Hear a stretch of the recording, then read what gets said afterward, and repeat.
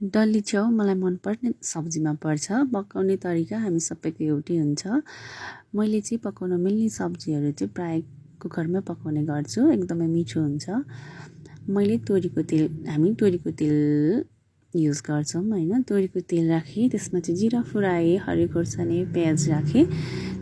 त्यसलाई रातो भएपछि चाहिँ मैले आलु हालेँ, आलुलाई मजाले एकछिन भुटेँ। त्यसपछि मैले मसरुम राखेँ, मसरुम पनि एकछिन भुटेपछि त्यसमा मसला राखेँ। मसला चाहिँ हजुरले अदुवा लसुनको पेस्ट, धुलो खोर्सानी, जिराको धुलो, टमाटर राख्न सक्नुहुन्छ। त्यसपछि नुन स्वादअनुसारको, अनि त्यसलाई मजाले चलाउने। अनि मैले चाहिँ एकछिन भुटेपछि त्यसलाई चाहिँ एक सिटी लागेर, एक सिटी लगाइसकेपछि यस्तो हुन्छ नि त, कस्तो हेर्दै खाउँ लाग्ने भइसकेको हुन्छ। मजाले त्यसलाई एकछिन भुट्ने, अनि हाम्रो तरकारी चाहिँ खानको लागि रेडी भइसक्छ हैन। एकदमै मिठो हुन्छ। हजुरहरूले नि यसरी नै ट्राई गर्न सक्नुहुन्छ। यसरी नै छिट्टो मिठो तरकारी पकाएर खान सक्नु।